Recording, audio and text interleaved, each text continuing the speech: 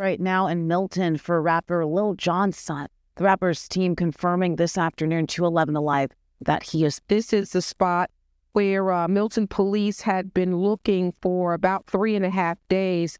They do confirm for us that they did pull a body from this pond. Lil Jon's son vanished without a trace, and the whole world can't stop talking about it. Early that morning, he walked out of his Georgia home with no phone, no shoes, and hasn't been seen since.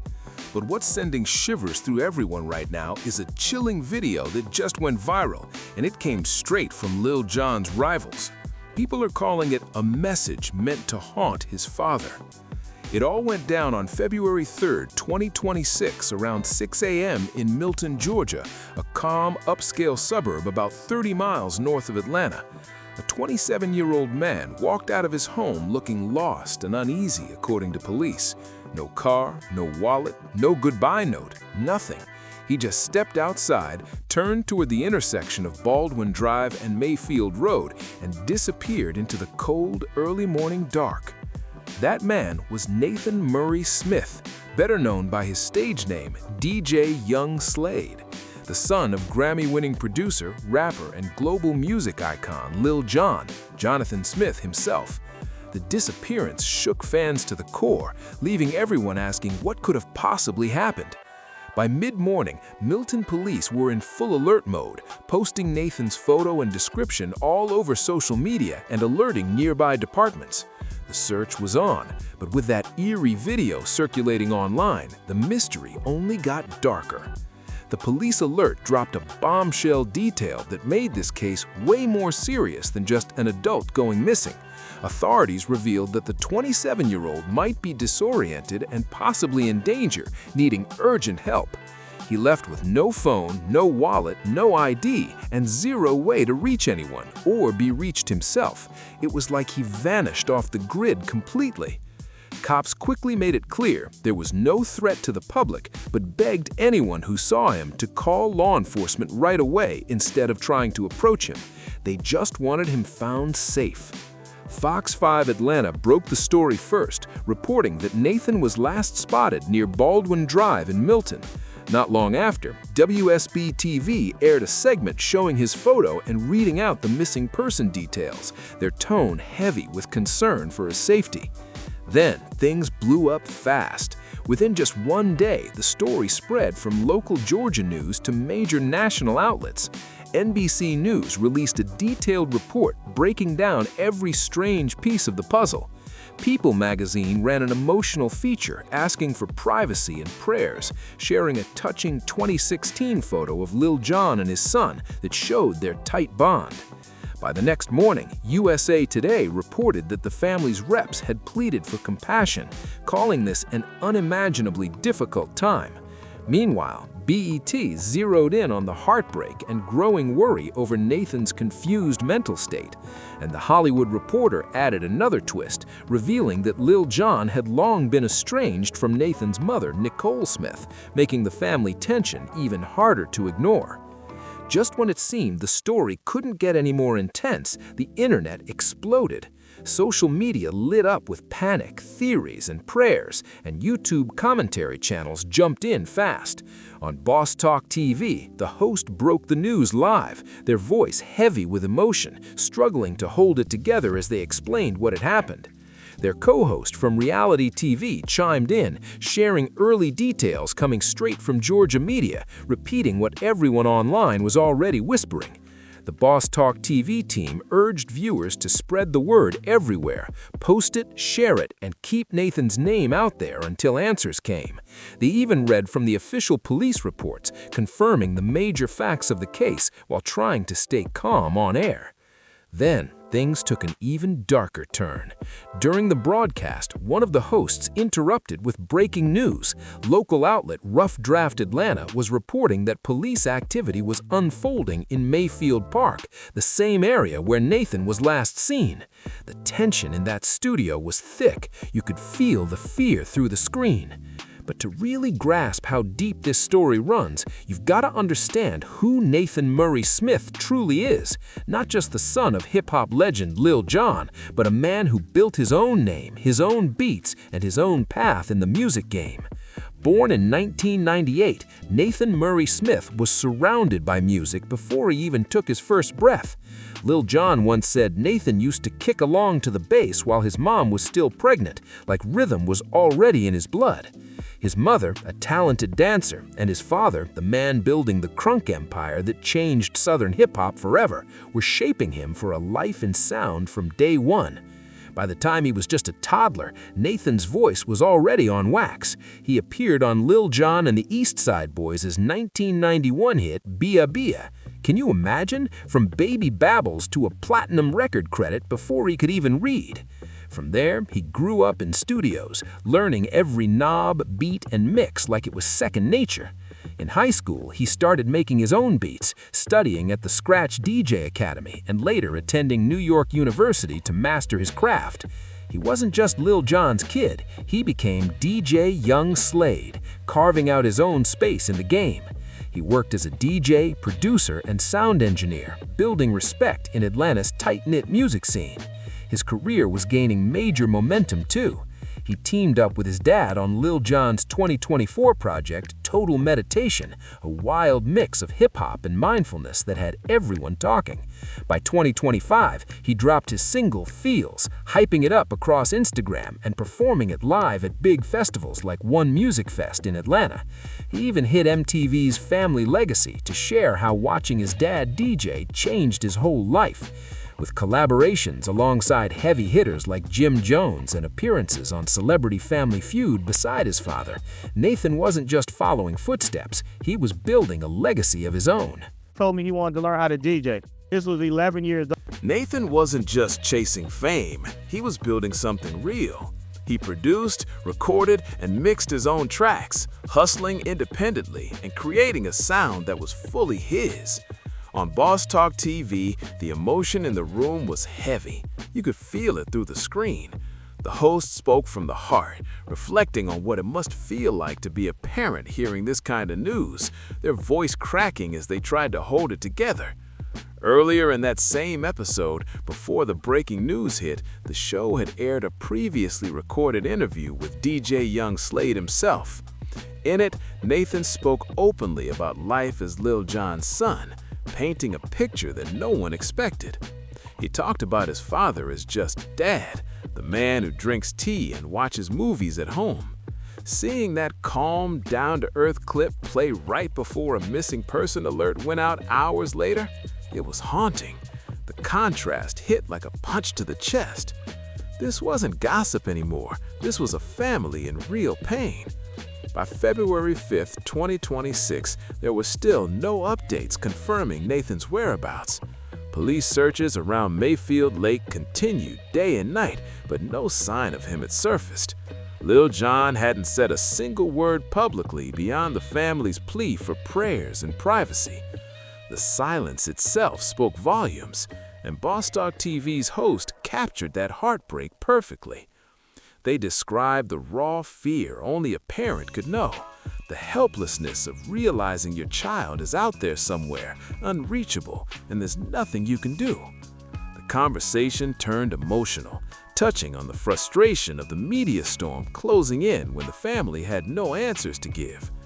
Then, reality TV offered a wider view, reminding everyone that the prayers should reach beyond one famous family, because pain like this doesn't care about fame. But then came the next heavy question. Why did Lil Jon's ops get dragged into this? The word ops, short for opposition or rivals in hip-hop culture, started popping up across comment sections and fan theories. It sent the internet spiraling with speculation. To truly understand why that word even matters here, we've got to look at the long, messy history of Lil Jon's conflicts, even though police have made it clear there's absolutely zero evidence linking any of those rivalries to Nathan's disappearance. So far, deep dives through news outlets, social media threads, and hip-hop forums show nothing. No evidence, no rumors, no beefs ever linked to DJ Young Slade himself. Authorities are treating this strictly as a welfare and mental health situation, not a crime. But even with that in mind, the timing of the viral footage, Nathan's calm interview about his dad, now circulating right beside missing person alerts, feels eerie. It hits differently once you know the kind of world Lil Jon came up in, where rivalries in music sometimes echo through families for years. Jonathan Smith, better known as Lil Jon, rose from Atlanta's wild crunk scene of the late 1990s and early 2000s as the loudest voice in the room, literally. He wasn't just part of the movement, he defined it. As the frontman of Lil Jon and the East Side Boys, he dropped anthems that still shake clubs to this day.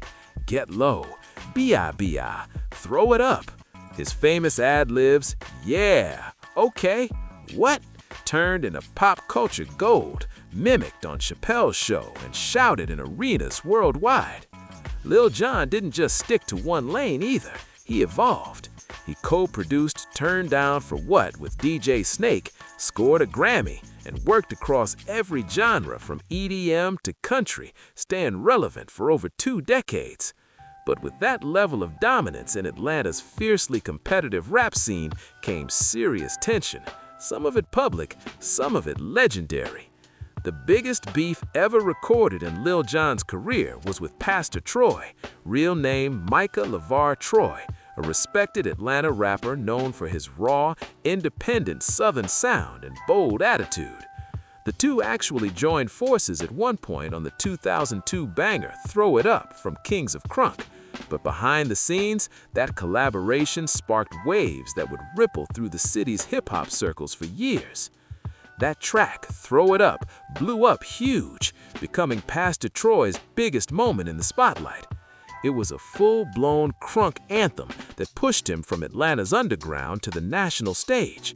But behind that success, bitterness started to brew. What looked like a powerful collaboration on the surface planted deep seeds of resentment that would smolder for years. In multiple interviews, including a 2021 Vlad TV appearance, Pastor Troy opened up about his frustrations with how it all went down. He revealed that no official music video was ever made for Throw It Up, something he blamed on label politics and industry games. And after that, silence. No more collaborations, no more calls. According to Troy, he felt boxed out of Lil Jon's empire, never invited back, never given the spotlight he thought that hit had earned him. Troy claimed that at one point, Lil Jon reached out asking for another verse, but that the whole exchange ended without mutual respect or new chances. The bitterness only grew. By the time he sat down for a 2022 Revolt TV interview, Pastor Troy was still reflecting on that tension, how the fierce competition in the crunk scene made small slights feel deep wounds. Then things exploded. In 2006, Pastor Troy dropped Murder Man on his album By Choice or By Force, a fiery diss track aimed straight at Lil Jon, his BME, Black Market Entertainment label, and affiliates like Lil Scrappy and Crime Mob. The lyrics were raw, direct, and personal. He named names and let out every ounce of anger he'd held back for years. The track spread quickly through Atlanta's underground and southern rap circles, becoming one of the most talked about disses of that era. But here's what really shocked people. Lil Jon never fired back. No clapback, no verse, no diss, just silence. And that silence hit harder than any response could have. It was like Lil Jon was saying, I don't even need to answer. Lil Jon never took the bait. He didn't drop a response track, didn't throw shade in interviews. He just kept pushing forward, building his empire while Pastor Troy's frustrations echoed mostly on one side. But that wasn't the only tension surrounding the Crunk King. His history in the game is packed with creative clashes and power struggles that shaped Atlanta's sound for decades. That very thing, his mental state of mind on Tuesday or of late, did not know, but that is certainly a question that One of the biggest rifts came between Lil Jon and the Yin Yang Twins, the same duo who helped define the crunk movement with hits like Get Low and Salt Shaker. Over time, cracks started to show. The twins revealed on various podcasts and interviews that Lil Jon initially didn't even like Get Low and pushed back on some of their creative ideas. Once the track blew up into a global anthem, they claimed the money that poured in didn't match the credit or the freedom they felt they deserved. It wasn't all-out beef, but there was tension, and it was real. Then came the internal chaos with Lil Jon and the East Side Boys. After the success of their 2004 album, Crunk Juice, things got messy. Money disputes, legal headaches, and personal conflicts tore the group apart. The breakup cleared the path for Lil Jon to go fully solo and dominate worldwide, while the East Side Boys slowly disappeared from the spotlight. It was the end of an era and another relationship fractured by fame and business. Even dim franchise boys jumped into the mix, accusing Lil Jon of biting their sound during the mid-2000s transition from crunk to snap music. That claim added another layer to Atlanta's already competitive rap scene, where everyone was fighting to define the next big wave. And then there was Lil Scrappy, one of the breakout artists from Lil Jon's own BME label. Behind the scenes, word spread that 50 Cent had pressured Lil Jon over Scrappy's affiliations, leading to more behind-the-curtain drama. Eventually, Scrappy left the label under unresolved tension, another casualty of business politics and street alliances. But through it all, Lil Jon kept the same move. He stayed above the fray. While everyone else vented, he stayed silent, kept working, and let success do the talking. Lil Jon almost never entertained beefs in public. He didn't waste energy on diss tracks or online feuds.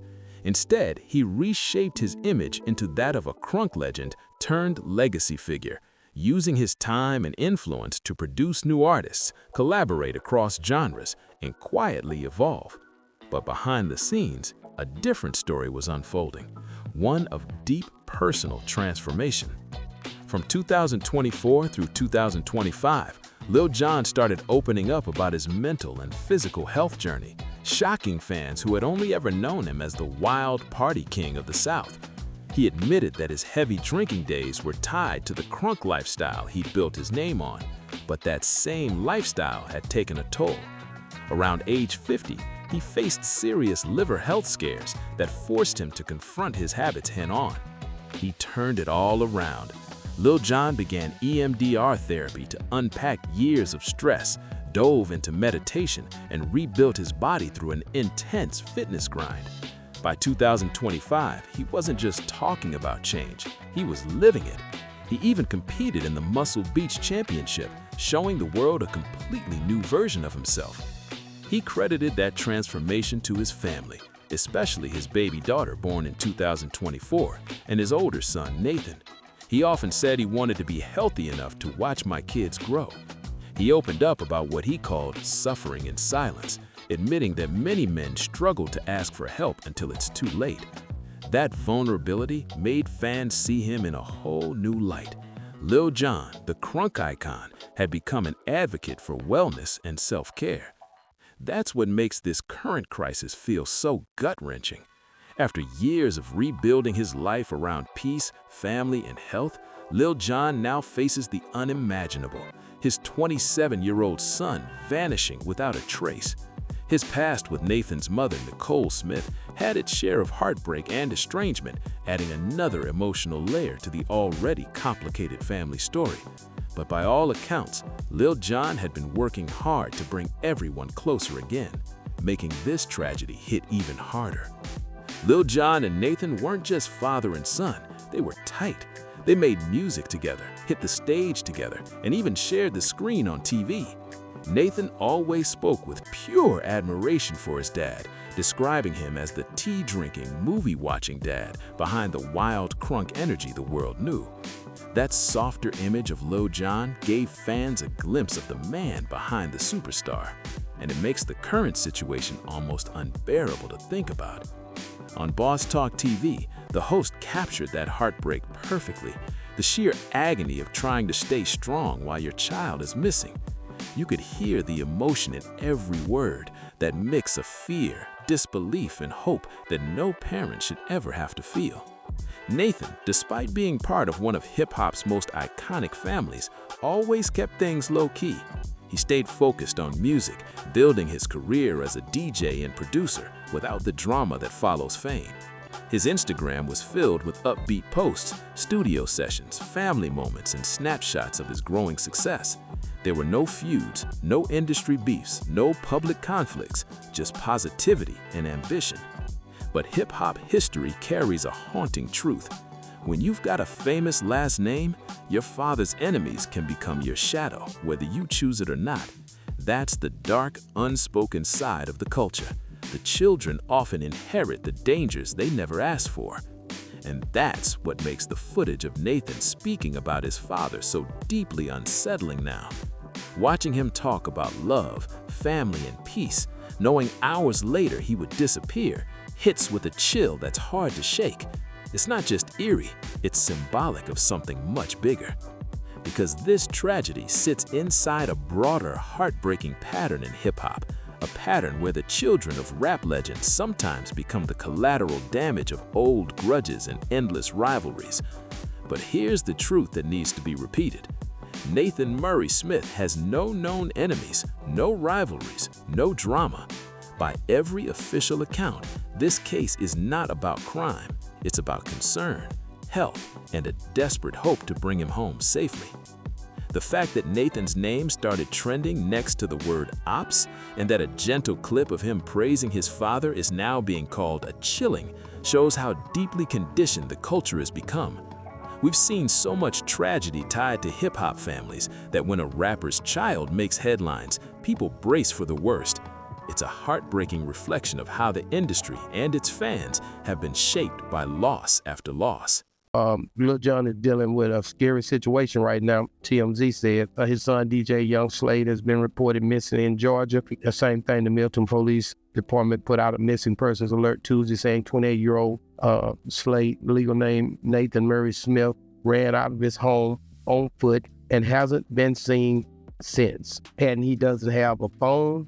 He may be disoriented, and he could be in need of help. That fear didn't appear out of nowhere. It comes from years of watching the same nightmare play out again and again. Just look at the most shocking recent example, the 2025 meltdown between Nicki Minaj and Cardi B. What started as a long simmering feud dating back to 2017 spiraled into something darker than anyone expected.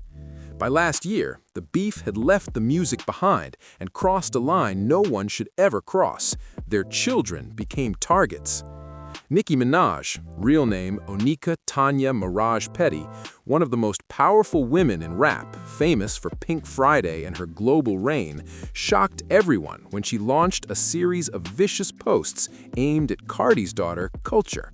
She called the child ugly, mocked her as culture vulture, and even used racist animal comparisons while making violent threats online. Then she extended those jabs to Cardi's younger daughter, Blossom, adding even more fuel to a fire that had already gone too far. Cardi B, real name Belcalis Almanzar, the Bronx-born powerhouse who rose from Bodak Yellow fame, didn't hold back either. She clapped back publicly by insulting Nicki's son, Papa Bear, calling him slow and cruelly suggesting his development had been affected by Nicki's alleged substance use during pregnancy. She even made disturbing jokes about his birthday, crossing a line that horrified fans and critics alike. Both artists eventually released what many saw as half apologies, Nicki directly addressing Culture, but the damage was already done. Millions watched as two of rap's most influential women weaponized motherhood in front of the entire world. The backlash was massive, with fans and industry peers condemning the feud for dragging innocent children into the mud. And that wasn't the only example. Just a year earlier, the Drake versus Kendrick Lamar war of 2024 took lyrical warfare to a new level, blending art with personal attack in ways that left the industry shaken.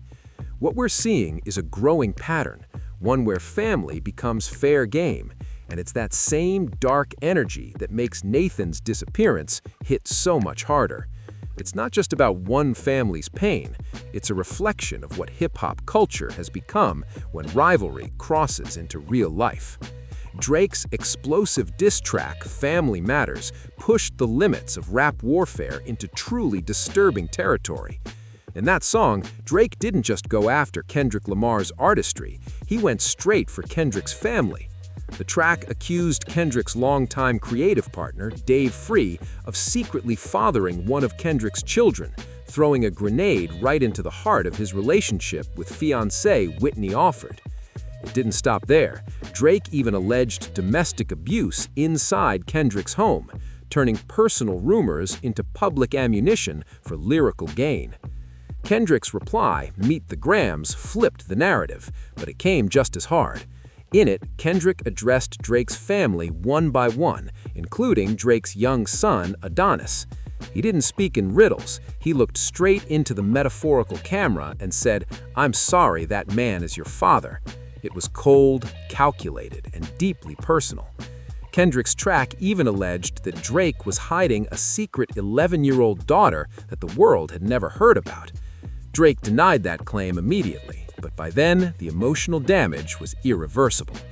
What once was about lyrics and bars had turned into a family war broadcast for millions to see.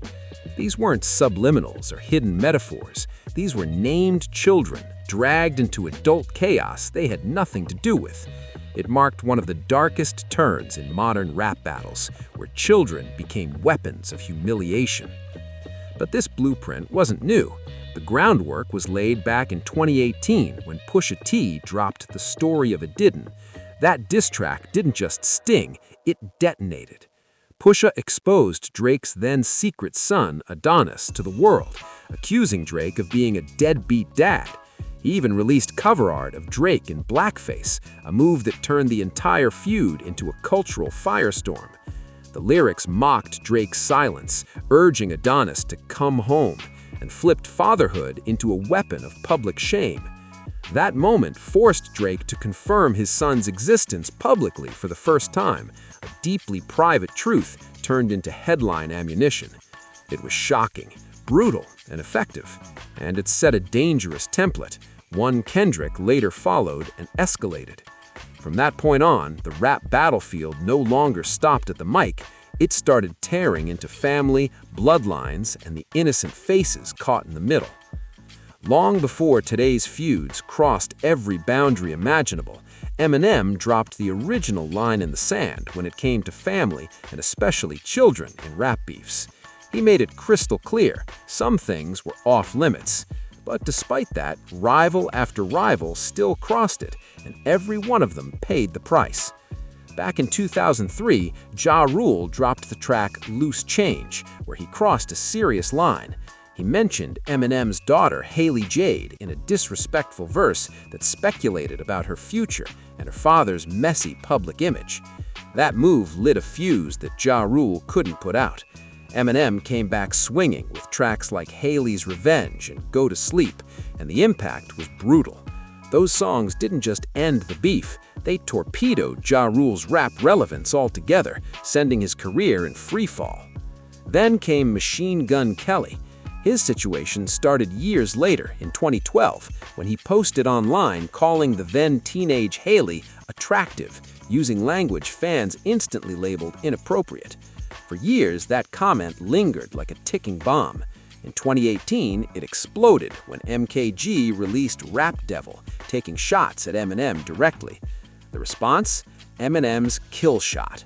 That track hit like a missile, ending the debate and putting MKG's rap career on ice, while cementing the message, mention my daughter and you're finished.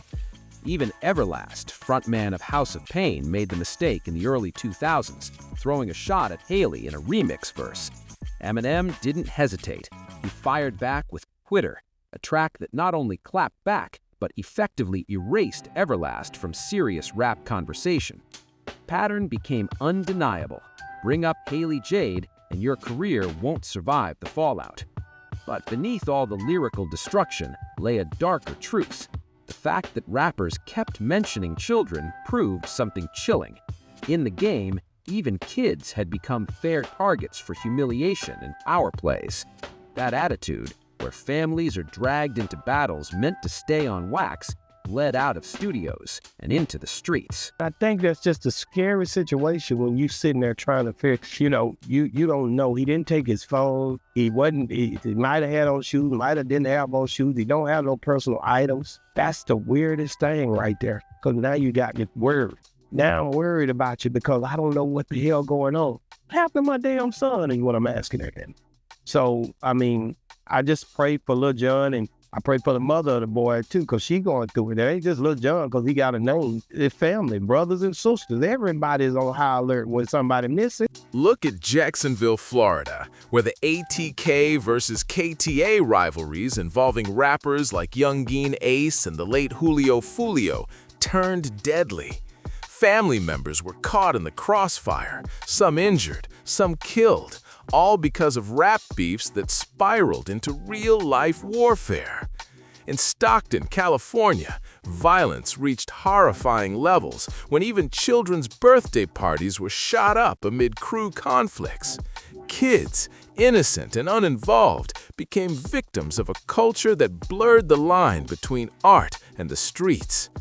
This is the grim reality of modern rap beefs, a spectrum that starts with a tweet or a diss track, but can end in bloodshed. What begins as entertainment too often becomes tragedy, and it's that same dark cycle that makes what's happening to Lil Jon's family feel so chillingly familiar. In hip-hop's long, tangled history of rivalries, it's often the most vulnerable people, the family members, the kids, the ones far removed from the beef, who end up carrying the heaviest weight. And that's the painful backdrop to the footage of Nathan Murray Smith, aka DJ Young Slade, that's now flooding timelines and headlines everywhere. Let's be clear, Nathan is not the victim of any feud. No rival targeted him. There's zero evidence of foul play. Police have made it plain and simple. This is a welfare and mental health case, not a criminal one. Yet the internet still can't stop calling that old interview clip of him chilling. Why? Because of the world we live in. A world where being the child of a rapper automatically carries inherited danger, even when you've done absolutely nothing wrong. That's what makes this story so haunting. Watching Nathan, relaxed and smiling, describing his dad as just dad, the man who drinks tea and watches movies, hits differently now. That warmth has taken on an eerie tone only because tragedy looms over it. It's not that there's anything sinister in the footage, it's that our culture has been conditioned to expect tragedy whenever a rapper's family hits the news.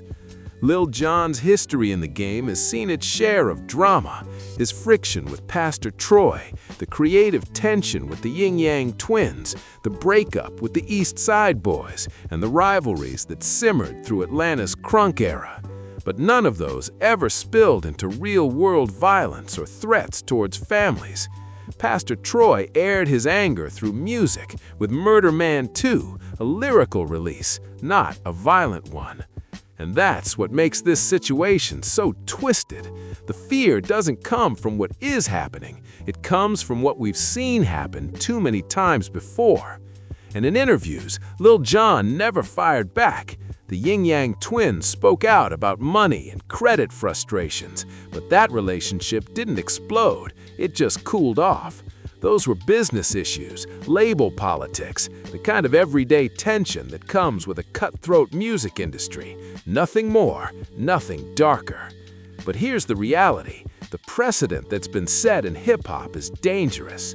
From Nicki and Cardi, to Drake and Kendrick, to Pusha T's revelation of Adonis, to every rival who's ever mentioned Haley Jade, the culture has learned one terrible reflex. When a rapper's child makes headlines, the world immediately starts hunting for an enemy.